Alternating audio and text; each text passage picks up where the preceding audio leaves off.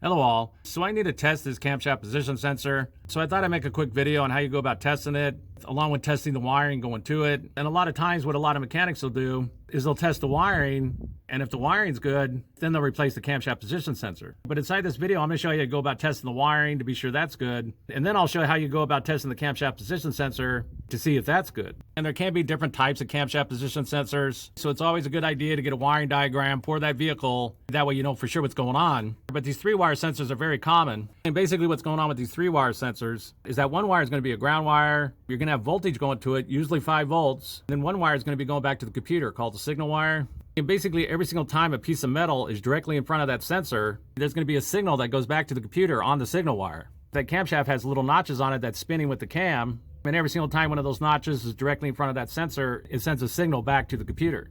And so when you go to check the wiring on these, the first thing you want to do is you want to be sure you got a good ground. You want to be sure you got voltage going to it when the key's in the on position, usually 5 volts, and the signal wire is also going to have 5 volts on it. The 5 volts on that signal wire will drop to 0 every single time a piece of metal is directly in front of that sensor. So first thing I'm going to do is I'm going to go and check the voltages and be sure they're correct. So I'll be right back. All right, so I'm back, and I back probed into those 3 wires. If you don't have a back probe kit, inside of a pinch you can use like little needles to back probe into those wires. These back probe kits are also low-cost items. I'll put a link in the description box below if you want to check this one out. But basically I'm back probed into those 3 wires. And what I'm doing is I got it hooked up to this meter right here. I currently got the ground wire connected. Usually that center pin is the ground wire.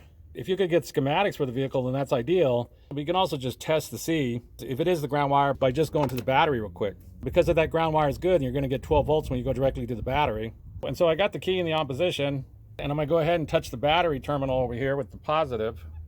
And yes, we are getting 12 volts. And again, I got my lead going to the center pin, which is the ground wire. So I know that's the ground wire. So next I'm going to touch the outer wires. And yes, I'm getting 5 volts right there. That one should be the power supply coming in. So when the key goes in the on position, you should be getting 5 volts.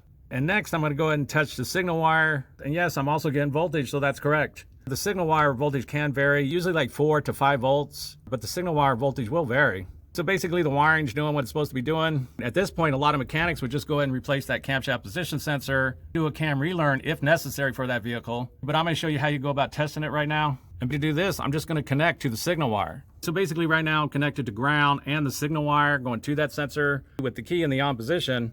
I'm gonna use a metal bar, and every single time I'm directly in front of that sensor, this should drop to 0. Okay, so I relocated that meter so this is a little easier to see. And all I'm gonna do is put this bar or wrench right in front of that sensor. And every single time I do, it's gonna drop to 0. It'll only happen for a second. If you leave it there, the voltage will jump around. But it should drop to 0 just for like a second.